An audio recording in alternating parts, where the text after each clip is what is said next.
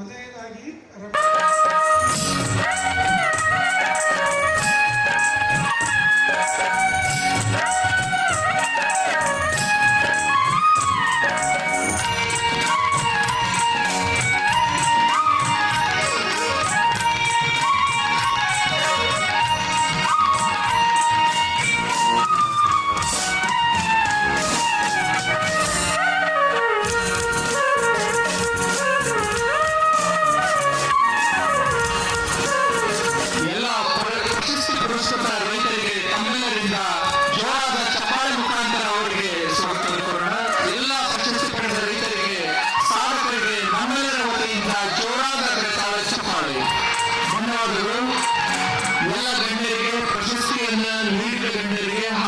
ಸ್ವೀಕರಿಸಿದ ಎಲ್ಲ ಪ್ರಗತಿಪರ ರೈತ ಬಂಧುಗಳಿಗೆ ನಮ್ಮ ವಿಶ್ವವಿದ್ಯಾಲಯದ ಪರವಾಗಿ ಅನಂತ ಧನ್ಯವಾದಗಳು.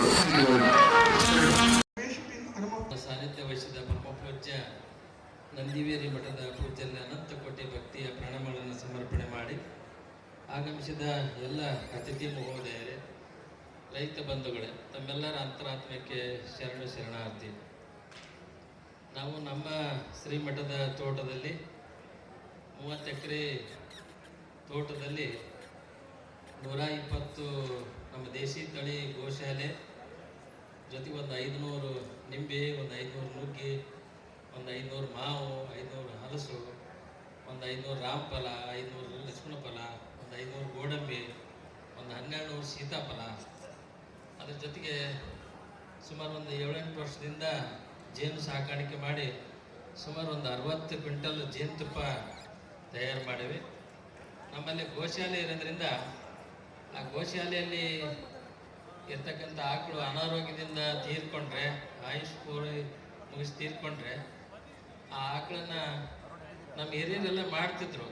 ಈ ತೋಟದಲ್ಲಿ ನಾಯಿ ಸತ್ತರೆ ಈ ನೆಂಬಿ ಗಿಡದ ಕೆಳಗೆ ಒಗಿತಿದ್ರು. ಅದನ್ನೇ ಒಂದು ಪ್ರತ್ಯಕ್ಷಕ್ಕೆ ಇಟ್ಕೊಂಡು ನಮ್ಮ ಗೋಶಾಲೆಯಲ್ಲಿ ತೀರ್ಕೊಂಡ ಹಸುಗಳನ್ನು ಅದನ್ನು ತೂಕ ಮಾಡಿ ಸುಮಾರು 600, 700, 800 kg ಇರ್ತಕ್ಕಂಥ ಆಕಳನ್ನು, ಅದಕ್ಕೆ 600 kg ಸಗಣಿ, 600 ಲೀಟ್ರ್ ಗೋಮೂತ್ರ, ಒಂದು 5 ಲೀಟ್ರ್ ಮೊಸರು, 1 kg ನಮ್ಮ ದೇಶಿ ಆಕಳ ತುಪ್ಪ ಹಾಕಿ ಒಂದು 20 ಪಪ್ಪಾಯಿಕಾಯಿ ಹಾಕಿ ಅದನ್ನು ಮುಚ್ತೇವೆ. ಯಾಕೆ ಪಪ್ಪಾಯಿಕಾಯಿ ಹಾಕ್ತೇವೆ ಅಂದರೆ ವಾಸನೆ ಆಗ್ಲಾರ್ದಂಗೆ ಅದು ತಡೀತೈತೆ. ಅದು ಸುಮಾರು 3 ತಿಂಗಳಿಗೆ ನಾವು ನಂಬಲಿಕ್ಕೆ ಸಾಧ್ಯ ಇಲ್ಲ.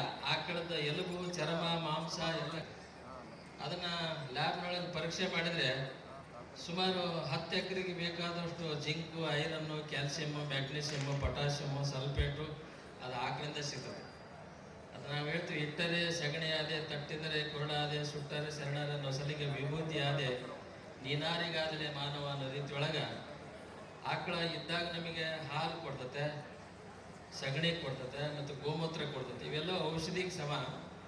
ಅದ್ರ ಸತ್ತ ಮೇಲೆ ಕೂಡ ಅದು ಗೋನಂದಾಜಲ ಅಂಥೇಳಿ ನಾವು ಮಾಡ್ತೀವಿ. ಅದಕ್ಕೆ ಸುಮಾರು ಒಂದು 8-10 ಸಾವಿರ ರೈತರು ಒಳ್ಳೆ ಫಲಿತಾಂಶವನ್ನು ಪಡೆದ. ಹಾಗಾಗಿ ಅದು ಭಾಳ ವಿಶೇಷತೆ. ಇನ್ನು ಸುಮಾರು ಒಂದು 5 ಕೋಟಿ ವತಿಯಿಂದ ಜೊತೆಗೆ ಇಷ್ಟೆಲ್ಲ ಗಣ್ಯರ ಜೊತೆಗೆ ನಮ್ಮ ಬೆದರಕೊಂದಿ ಸ್ವಾಮೀಜಿಯವರು ಇವತ್ತೇನಾದರೂ ಕಪ್ಪತ್ತು ಗುಡ್ಡ ಉಳಿಬೇಕಂತಂದ್ರೆ ಅದಕ್ಕೆ ಬೆದರಕೊಂದಿ ಸ್ವಾಮೀಜಿಗಳು ಸಾಕ್ಷಿ.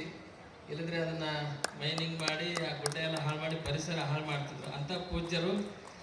ಅವ್ರದ್ದು ನಂದಿವೇರಿ, ನಮ್ಮದು ನಂದೀಪುರ. ನಂದಿವೇರಿ ಅಜ್ಜವರು ಸಾನ್ನಿಧ್ಯದೊಳಗೆ ನಮ್ಮ ಕುಲಪತಿಗಳ ನೇತೃತ್ವದೊಳಗೆ ಇವತ್ತು ಪ್ರಶಸ್ತಿಯನ್ನು ಕೊಟ್ಟಾರಲ್ಲ, ಅದು ನಮ್ಮ ಭಕ್ತರಿಗೆ ಅದು ಸಮರ್ಪಣೆ ಆಗಲಿ ಅಂತೇಳಿ ಈ ಕೃಷಿ ಮೇಳ, ಆ ಕಡೆ ನಾವು ಬರೀ ಕೃಷಿ ಮೇಳದಲ್ಲಿ ಬರೀ ಸ್ಟಾಲ್ಗಳು ನೋಡಿ ಯಂತ್ರೋಪಕರಣಗಳನ್ನು, ಹೊಸ ಆವಿಷ್ಕಾರಗಳನ್ನು ನೋಡಿ ಹೋಗ್ತಿದ್ವಿ. ಆದರೆ ಬಾಗಲಕೋಟೆ ವಿಜ್ಞಾನಗಳ ತೋಟಗಾರಿಕೆ ಇಲಾಖೆಯೊಳಗೆ ಸಾಕಷ್ಟು ಸಂಶೋಧನೆಗಳನ್ನು ಮಾಡಿ ಹೊಸ ತಳಿಗಳ ಆವಿಷ್ಕಾರವನ್ನು ಬಹಳ ಅದ್ಭುತವಾಗಿ ನಮ್ಮ ಈ ವಿಜ್ಞಾನಿಗಳ ಸಂಸ್ಥೆ ಚೆನ್ನಾಗಿ ಕೆಲಸ ಮಾಡುತ್ತೆ. ಇದನ್ನು ರೈತರು ನೋಡಿಕೊಂಡು ಉಪಯೋಗ ಮಾಡಿಕೊಂಡಾಗ ಮಾತ್ರ ಇಂಥ ಕೃಷಿ ಮೇಳ ಮಾಡಿದ್ದು ಸಾರ್ಥಕ ಆಗ್ತದೆ.